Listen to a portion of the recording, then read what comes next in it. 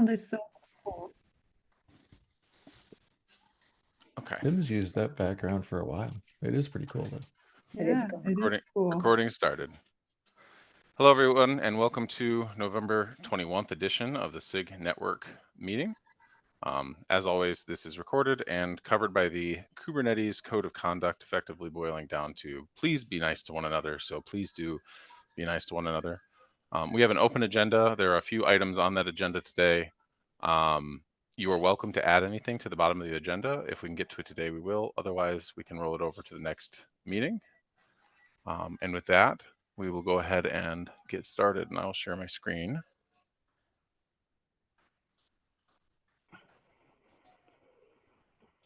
Hopefully that is working. And I have not looked at triage at all, Tim. Me neither. We had a rough morning, so I have not looked at triage. In fact, I didn't even load it up. Yeah, me I can neither. I can do that right now. Maybe we do agenda first and triage last. Okay, sounds good to me. Let's do that. Okay, so I have a couple of just call outs for people. So even though KubeCon Salt Lake just ended literally last week, the CFP for London next year is closing this Sunday. So just wanted to do one last call out for everybody. If you want to get a proposal in for talk at London, please do get that in before the end of this weekend. On a similar note, the Contributor Summit, which was mostly for like Kubernetes SIG's contributors in the past, is been morphed into the Maintainer Summit, starting with London. There's more details at the link here, but the Maintainer Summit now includes CNCF sandbox projects, CNCF everything in the CNCF effectively. There's some limitations, so please do check that link. The CFP for that is open. So I think most people probably know this, but I just wanted to do one more shout out. And if you know anybody who has wanted to come to the Contributor Summit in the past, but was more of like worked on a CNCF project, but not necessarily Kubernetes directly, let them know. Send them a link to the CFP. We'd love to hear from them there, and you'll see the different tracks available on that link. And if I recall correctly, the CFP for that closes in early December. December 8th, but there's a second round, I believe, in January. Right. But ideally, get your ideally get them in the later. first round. It will make it easier on you. Okay, so with that, go ahead, Lynn. Oh yeah, so first of all, I find out that the meeting time was very confusing, and I think Flynn, you can attest that for me. I had to, figure out by asking people around. So I don't know how to fix this, but I thought I want to raise this issue because on my calendar there's a couple of SIG network meeting, but nothing about this general meeting. So like for instance, an hour ago, there was another meeting about ingress. The Kubernetes Gateway has a meeting. So I was trying to figure out the right meeting to join. And I think Flynn and some other people also have trouble. So if you guys... I wanted to help join us. the Nginx meeting anyway in this case, but I'm very curious if there's a reason why this meeting is not on the SIG Network calendar. Well, it's on the Google calendar, but apparently missing here. So that's something that just needs to be fixed. You have identified a bug. We should fix it. All right. Yeah, I'm not here to complain. I thought you guys might be interested to know that. That's but fine. If there's anything totally here. I'm complaining about that, just to be clear. Okay, well, I'm not. So if there's anything I can help to fix that, do let me know. I'm happy to help out. So the next topic is we kind of want to discuss the naming with the team here. I have to say, I very, very apologize that there was a lot of confusing. There's a lot of mentioning on the name. So this is why we are here. So I'm going to pass the mic to Edith. I thought you guys probably want to hear directly from her because she was the one doing the keynote and she's the one submit the issue. So I'll let her take it over. Hey, thank you so much, Lynn, and thank you so much for having us here. Okay, so I wanted to start because I don't know if everybody knows the situation, so I'm just going to make sure that everybody knows, and I will start from the beginning and the way we started it. So The idea from our side was just to donate the project, really. No arms, just to donate the project. We thought we got a lot of feedback from user in the community that asked for that to do this. So that's the reason we really wanted to do that. The name of the project is Glue Gateway for a long, long time. I don't know if you guys know, but Glue is not only like, it's a suite of product. So we have Glue Gateway, we have Glue Mesh, we have Glue Networking. So we couldn't send basically donating it the way it is right now. We needed to change the name. Okay, so we kind of like said, okay, so what is that name could be? And it was really important to us on the beginning to basically make something that it is, and again, my English is sucks, so sorry about that. And I also swear, okay, sorry, I'm listening right now. But what I wanted to say is that we really wanted the name that is someone help me please, descriptional. Describe the project. Yeah, Descriptive. Yeah, thank you. Sorry, my English is not great. So we tried to think about what is that name could be. So first of all, we thought it should be a gateway because it was a gateway, honestly, since for a long, long time. Honestly, even before there was an object of Kubernetes gateway API. So we just thought that would be a good description. And the second one is that we tried to figure out what will be a good, it is for Kubernetes. So we wanted somehow to make sure that it will be clear for the name that it's for Kubernetes. That was the idea. So we went to the landscape and we looked around, and then we saw a few projects there. One of them was starting with the name Kate, and we really did not know that it's a trademark, I swear to God. So we just thought, oh, that was allowed, so probably it's okay. And we thought about the name Kate's Gateway. Honestly, that's what happened. And then we did it. So first of all, I wanted to apologize. We did not know that it's a trademark. It's not okay that we call it that way. We should have been more thorough on the name. We really, really did not know. And I'm sorry. It shouldn't be happening, and it's definitely have to be changed. And thank you for the feedback, because you were 100% right, and I'm sorry. Okay, so the first thing that we did when we discovered that we did this is put on the website and on the repository a disclaimer. I think that's how you call it in English, which is basically saying this is not affiliated with Kubernetes whatsoever, right? On the repository and on the website to make sure, and you can go look at this if you want to do the website right now, and you will see that we basically put it's bold, you can't miss it. It's like the first thing that you can see. We'll basically make sure that they know that it's not affiliated with Kubernetes. The second thing that I did, once I came back from KubeCon and saw it, I basically went, if you go to the project itself, the Kate's Gateway, you can go up. I don't know who is showing. If you click there, there's a link to the Kate's Way IO. So you will see that there is this project in progress in the CNCN and they're not affiliated. And we can put the law in bold, not the bold if you want it. It's not affiliated with Kubernetes project. To make sure that for the meantime, it's very clear that this is not a project of Kubernetes. Okay, and then the second thing that we did, and I came back and came back from KubeCon, I couldn't do it over the weekend, I have a problem in my family. So the minute I could, on Monday, I basically put the message and I basically said, guys, sorry. I don't know if I said the word sorry, but I am sorry. What I said is that explain the situation and said there is no problem at all, we can change the name. Someone before that suggested the name Kube Gateway, that didn't come from me. And we, it will apply to the description ID that we have as a name. So we said, that's fine, we can totally change to this. We like it because it's a gateway, so that makes sense. And there's a lot of projects in the Kubernetes ecosystem that's starting with this prefix to associate to the Kubernetes ecosystem. So we thought that this will be a good idea. And that's why I said that we are willing to change that. Again, that's why. Now, yesterday, I think you all knows, Ben wrote the letter on behalf of the steering committee regarding to the fact that the steering committee, asking not to use the name Kube. That make a lot of sense. For that, what we thought is that honestly, we don't want to make more mistake. That's honestly the thing. And in order to make sure that we're not making more mistake, we wanted to let it play out with the TOC, make it an official rule that we will know what is allowed and not allowed. and then we will change the name to something that will be acceptable by the rule. So again, I want to make sure that you know the purpose wasn't to make any drama. The purpose was not to do anything to hurt anybody, to create confusion.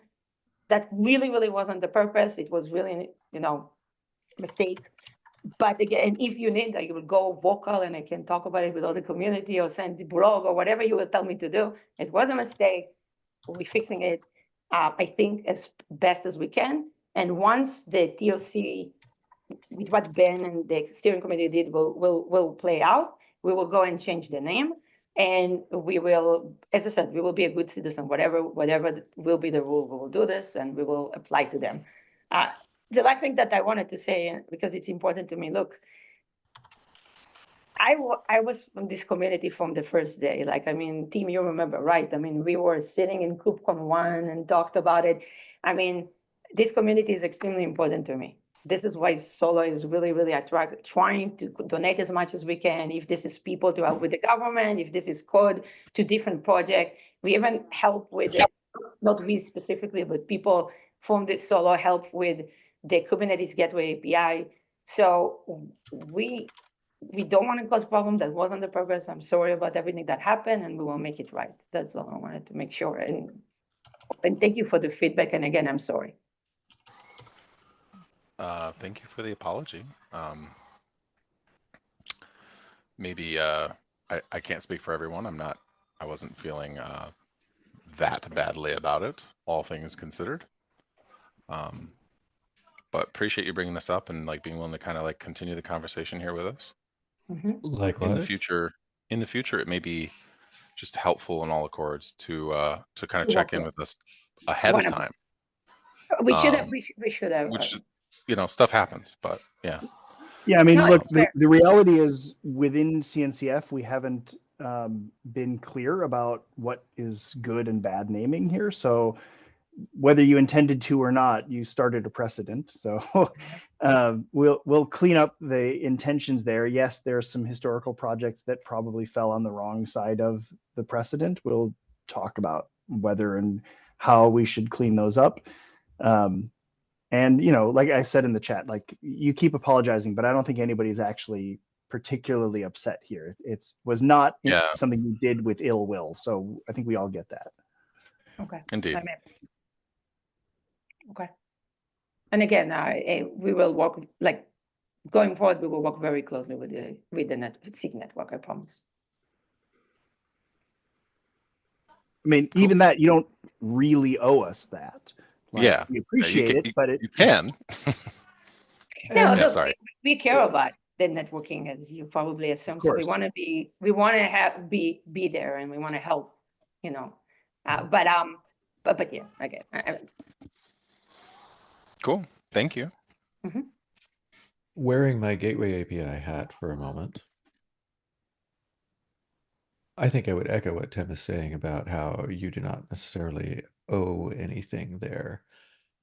But I also echo what Shane is saying that, yeah, it'll be very, very much appreciated, particularly for Gateway API, which has been trying really hard not to have any sort of a de facto implementation, any sort of a reference thing, because that makes it easier for the rest of the Gateway API community to collaborate.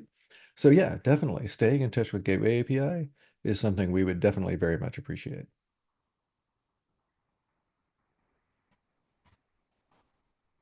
Yeah, if you can, we would love to have you there. So is the goal today to pick a different name or just to open the communication and say, hey, we're here?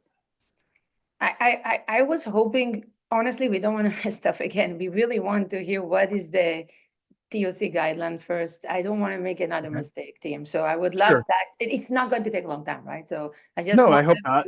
So I just want them to tell us what we're not allowed, that we will not think, get emotional about the name, and then discover that we cannot use it.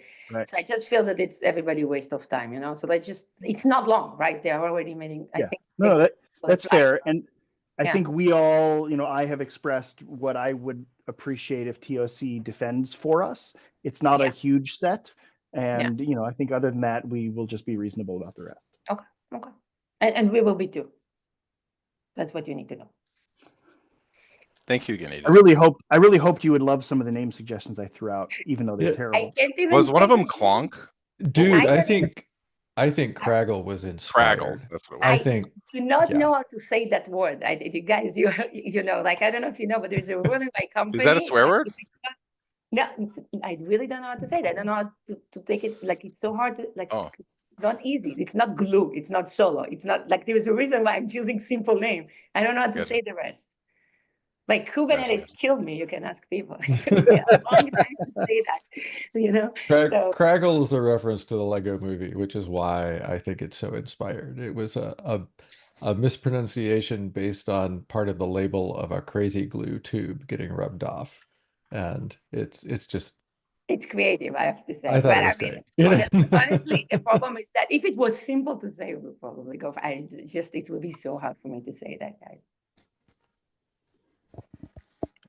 So thanks again. Appreciate that, and we'll continue to stay in touch. Well, Okay. thank you Thanks. so much for hearing us out. I really appreciate it and look forward to working with you all more. You too. All right. If there are no other hands up on that subject, Rob and I have a subject we wanted to bring today. Rather, we were pulled into this issue. So LLM Instance Gateway, which today is routing / load balancing rules for LLMs that you can attach to a gateway API implementation, has gotten far enough that they want to identify an owning SIG, or rather Ben said it's time to identify an owning SIG. Technically, we found out that SIG Apps already owns it, but there was some mention here of SIG Network being a good home considering what it deals with. Rob and I both posted on here, I think, and I think, Rob, why don't I let you just go for a second, since you've been more in tune with the project than I. Yeah, so I think there's certainly some confusion about what is even in scope for this project. So maybe starting with that is helpful. I think that the project is really trying to do three things here. The first is to develop a Kubernetes API that's specific to LLM routing and fits into Gateway API as a structure. That does not mean it's a Gateway API, a part of Gateway API. It just means it needs to be compatible with Gateway API and fit nicely into that system. Then second, some kind of standard pattern for extending Gateway implementations to make endpoint selection decisions.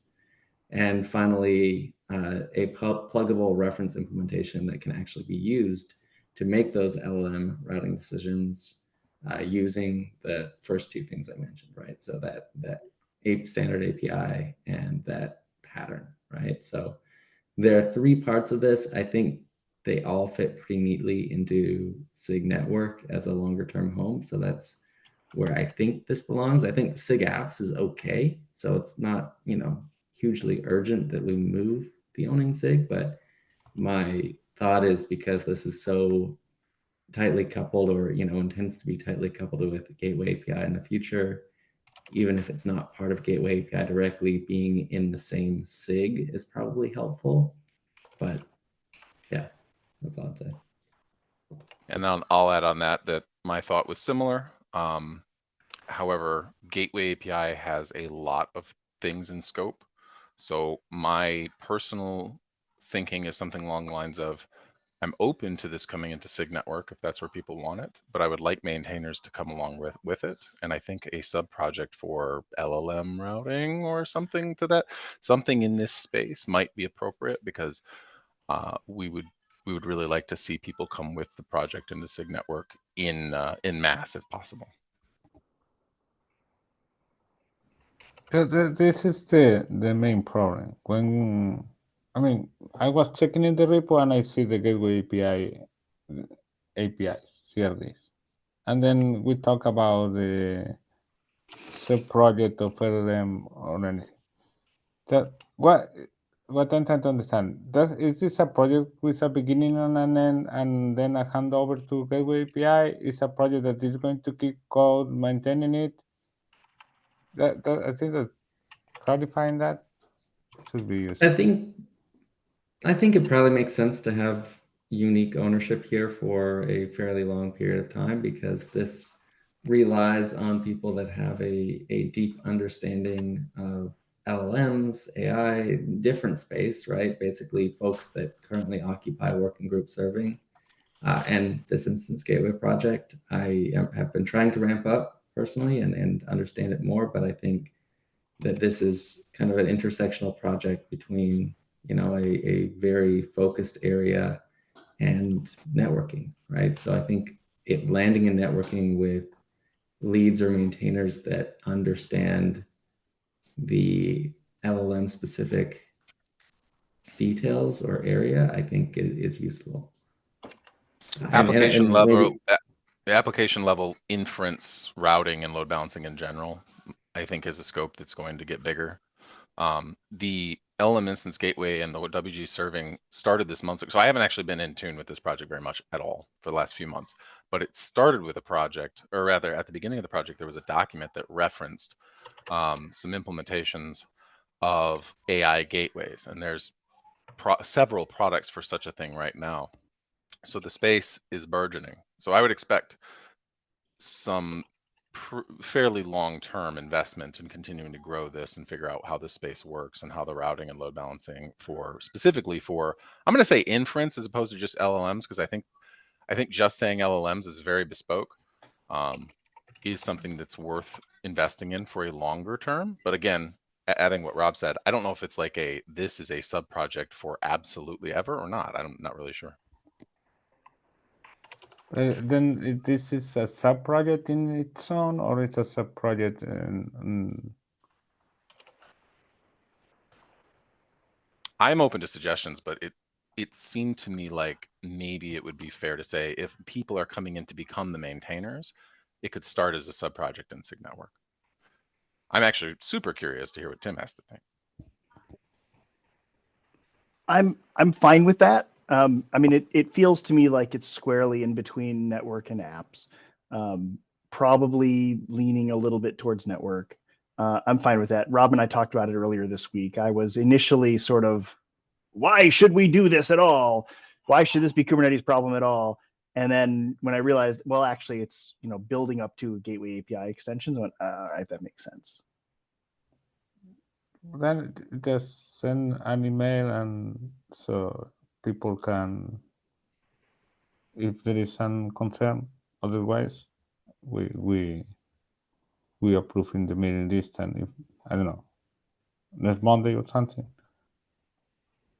Okay. Rob? yeah, it sounds great. Should I be the one to send the email, or? If you want to. Sure. Okay. Might as well float it out there, give it some soak time, let people, the greater community, kind of get a chance to take a look. Because I know there are a lot of people. the people in the mailing list is the same that is in this meeting, but well, just to avoid any, because lately I joined the steering and I have more of these things. Let's try to provide a bit of organization to these things to avoid misunderstanding. Yeah, and we should probably put it on as much blast as we can, for instance, the mailing list, because I know there are a lot of people in the Gateway API project that focus only and really on the Gateway API project and SIG Network that are like, there's an LLM instance gateway? What? This connects with Gateway API? How? So like just some general edification would be good here, in addition to saying exactly why we think it belongs in scope for us. So it seems like I should send an email out to both SIGNet and SIGApp's mailing list then as the target. That sounds fair. And I guess working group serving must have a mailing list. So I'll do Indeed. all three. And yeah. Okay. Probably Great. update the issue that is posted here as well and just say that we discussed this. Yeah. Perfect. Thank you, Rob.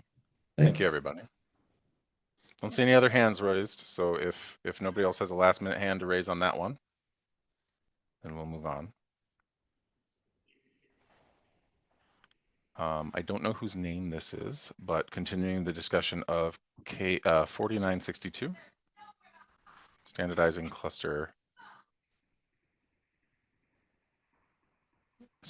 the representation of cluster switch network topology. Dimitri, are you here? Dimitri may not be here based on the list, so maybe we'll bump that to next time. I can give an introduction. I was reviewing the CAP and I was talking with him. So basically, the goal of the CAP is to try to standardize network topology, but network topology at the low level, right, at the traffic level, and switches and interfaces and bandwidth. There is, I made the review about it since we were doing a review too. There are, I was also talking with Tim and others in QCOM. There are one point that I think may be interesting for everybody, that is if we manage to do the same that we did, that Kubernetes did with region and zones, and standardize, different network areas with different characteristics. The friction point is when this moves to the low level. To say, one is the proposal to have unbounded number of layers. That for me is complex, because that will mean that this will not be able to standardize. And the other is, it has a suggestion to have in the node some description of topology based on attributes that I don't think that are objective, like latency or bandwidth. It may be at the interface level, but for sure it's not when you go deep into the topology. And I'm almost sure that the cloud providers are not going to share this information. It's a good reading, and well. So I haven't read this CAP yet. My fear is, we go back to the original topology keys design, which was super flexible, but also not implementable outside of our own little bubble. And so what I want to read the CAP and pay most attention to is, what is the implication of this for implementations? Are we expecting them to respect this in some way, or is it informational, and if you know, you know? That's what I guess what I'm going to be looking for most. I don't object to providing room for keys to be pattern matched against. I just don't want to endorse them as like, thou shalt support this.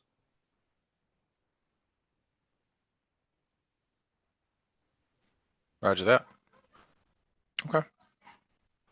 Well, thank you both for your thoughts on that. I don't have anything. Does anybody? I don't see any hands raised, so maybe this would be one to say, hey, Dimitri, when you're back, we can put that on the agenda again if he wants to do some further discussion.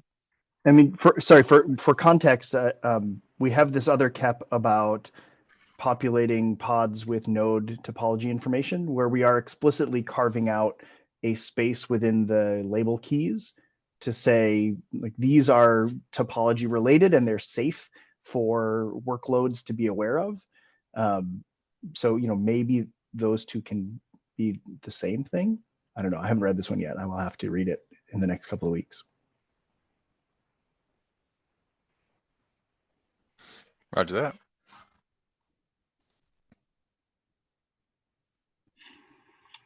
No other hands, then we'll move on to Dave. Dave, you want to talk about listener sets, and there's a presentation. Yeah, it's a quick one. I isn't allowed multiple percentage sharing, but okay, do you want to share your screen? Yeah, I Yeah, can sure. do it quickly. 1 second.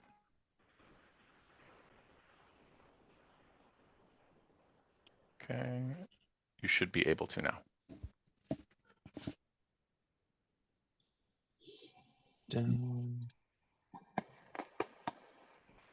All right, I'll just run through this quickly. Gateway API is looking into something called listener sets, so kind of servicing it here so that we can get some early feedback before we kind of go through all the motions in the Gateway API and then coming here. So that way there's no surprises. Hey, what's the problem? Well, let's just say, hey, with my key native serving hat on, one thing that we do is do auto certificate provisioning. We kind of delegate this to cert manager, and H301 is the most popular challenge type according to Let's Encrypt. And one issue is that it doesn't support wildcard certs. So what does that mean? Well, if I want to add listeners and certificates to the Gateway API, it's very tedious and very verbose. You can see it's here. And then we have limit problems. So for example, you're only allowed 64 certificates. So if, for example, I run Knative and I create, I guess you could say like over 100 apps, then there's a limit to the number of certs we can have. We also have contention on a single resource. So we'll end up with a lot of 409s if we're reconciling these apps and trying to update the gateways. Could try using server-side apply, but still. There's some more problems. They're kind of highlighted in like a brainstorming document here that the Gateway API kind of went through. Hats off to Nick Young and Rob Scott for helping doing this brainstorming. But I think the one solution that I think kind of stands out is separating out the listeners to an object called listener set. And then this has sort of like a two-way handshake between the gateway and the listener set, kind of how we do it with the route. There's a gap, you can go read it now, and feedback is welcome. So that's about it. My immediate feedback is that I need the link to your sandwich image there. I think we need to strike that from the recording. Hold on, let me. It is definitely a thing that has been discussed quite a bit at Gateway API. I don't think it's something that everybody at Gateway API has agreed on a thing that we'd like. I think we've found many things that we like less than this, but yeah, it's a challenging problem. So, I mean, the Kubernetes API machinery, for better or for worse, sort of assumes that most resources are fairly small, and this is a case where that's not going to be true, right? And when in the past we've hit these cases, for example, endpoints, we've followed the same sort of pattern where you break them up into a something slice, and you just have n of them, and you bound each item, try to balance the cost of having a big resource versus the cost of having many resources. We don't have an ability to reference like sub resources in this way. Like it almost feels like this should maybe fall underneath the gateway. I mean, Dave, you sort of rushed through that, so I didn't fully internalize the problem. But if I get it right, this superficially, it feels like a familiar pattern. Familiar is a compliment in this sense. Yeah, I think my initial patch, which got pushed back, and I think it's the right pushback, was to allow gateways to merge. But then the semantics of that is very unclear. Then adding new features to the gateway then means then you need to consider the additional problem of merging. So what I like about as part of the brainstorming that was done is, hey, we're just focusing on the list of listeners. And it's as if, hey, if I take these n sets of listeners and then merge them to a list, then it kind of has the same semantics of validation, where like if I have 5 listeners on the gateway, are these listeners valid? It would be the same as if I sharded those 5 listeners across different resources. So do we reference the listeners from elsewhere within the gateway itself, like by name or by port? I think one thing we're thinking about is just who we allow to attach, and I think it's from the same namespace for now.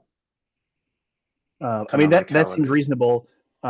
What I'm getting to is there any need for the validation process, like the API schematic validation, to be aware of 2 different resources at the same time in order to be correct? I don't think so. John's on the call as well. Still, John, can you think of anything there? Sort of, like, I mean, we have like the conflict resolution, right? If you have like Yeah. the duplicate configured. So in some sense, yes, but that's also something that could be done as a status asynchronously. Yeah. I think we already, even within a single resource, we might already have some conflict within a listener that's not detected by the static validation for various reasons that I forget the details. So maybe wrong, but I think Okay. you're right. Yeah, cell catches some, but ultimately it comes down to the implementation to say whether the config is accepted. And then it Right. follows the same, like John mentioned, the priority rules of route, where it's like object which created first and so forth and so forth.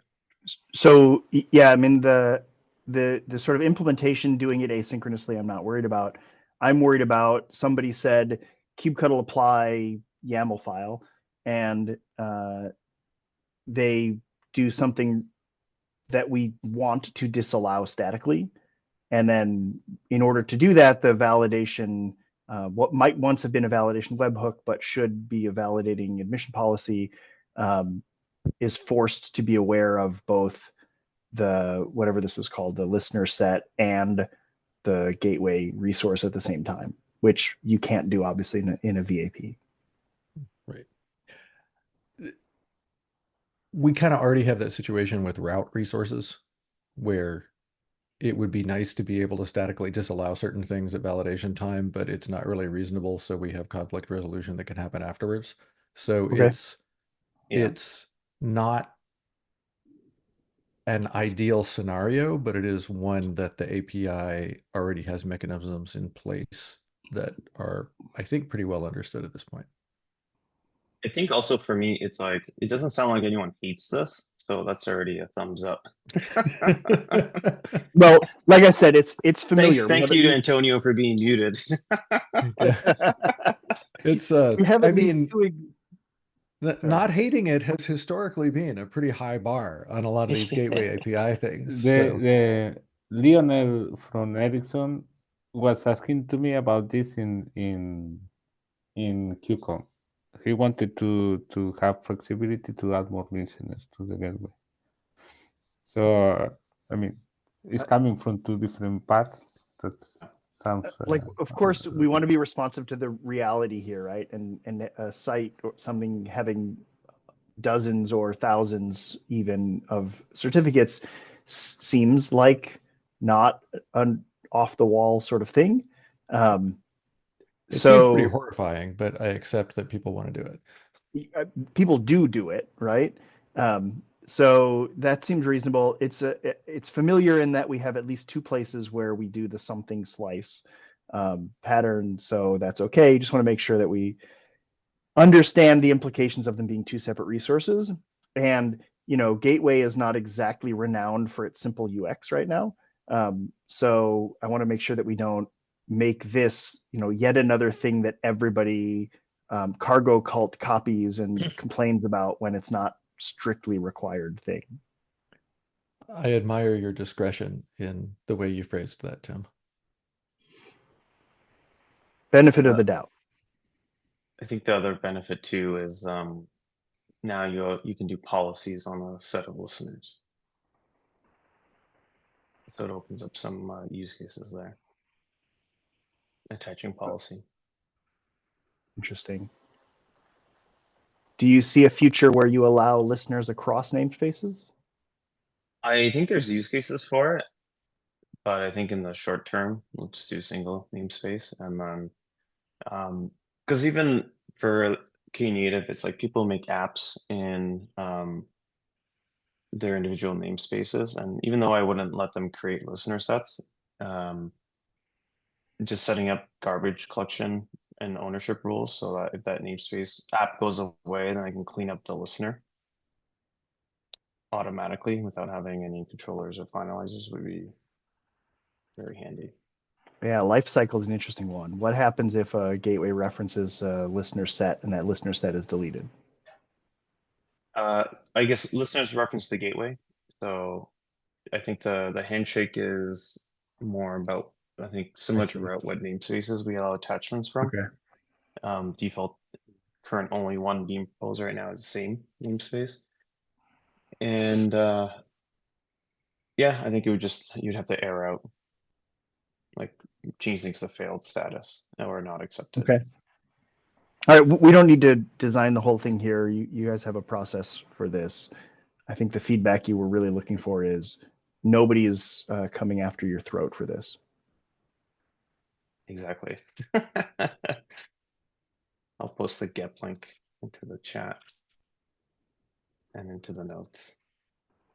And that's it. That's all I had.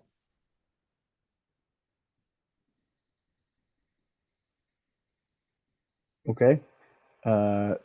Shane, did you disappear? I'm here, but I'm taking care of someone who's sick right now, Okay. so it's kind of I'm disrupted for a moment.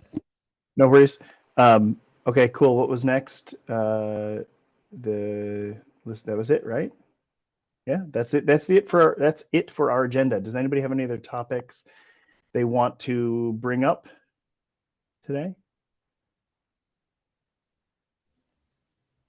Appreciate the newcomers to the group. I did look at triage. I closed a couple while we were talking. It turns out we don't have a whole lot to triage this week. So if we want, we can just end 10 minutes early. I would ask, there's a few in there that are, test flakes or test failures. Please, if you're assigned to those, go look at them. And that includes me. I'm assigned to a bunch of issues. I will run through my own.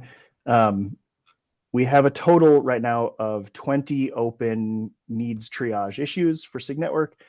Most of them are older than a couple of months. So please take a moment, go look at the issues assigned to you, tagged SIG Network and needs triage.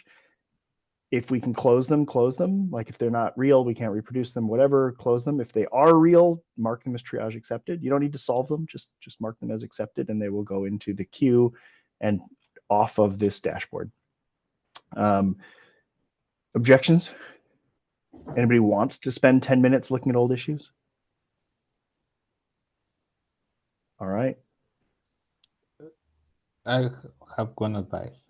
This is the best time for these code frees to do KEPs or to do development because that is a great point. Yes, right now, there's a lot of people who have more bandwidth than they will have for a while. Like me personally, I have to spend a week or two doing the work that I've been ignoring for the last month. But after that, I will be turning back to KEPs and trying to get ahead of the crush of the KEP window opening up. So if you have a KEP and you're moving it forward, now's a really good time to start that conversation, maybe even get PRs opened. If you have a new KEP that you want to solicit feedback on, it's a great time to send it to the mailing list, poke people, get some conversations going on Slack or in these meetings. There won't be a better time. As soon as the window opens up, Antonio is going to get barraged with 20 new KEPs. So if you want his attention, now's the time. I say this because there is a lot of discussion going on with this release. Yesterday, the pod autoscaler thing got reverted, and there is a lot of discussions with SIG release and a lot of people involved. So that's what I'm saying is we have a lot of problems that putting everything at the end of the release, and now revert is going to be the default. So it may be not you are driving a KEP, it may be not your fault, but you are caught in the middle of this fire of test flakings or whatever. You may get revert and have to wait another release. Yes, I think we really need to internalize that. If you push yourself to the end of the release, you run the risk of being reverted and you don't get another chance.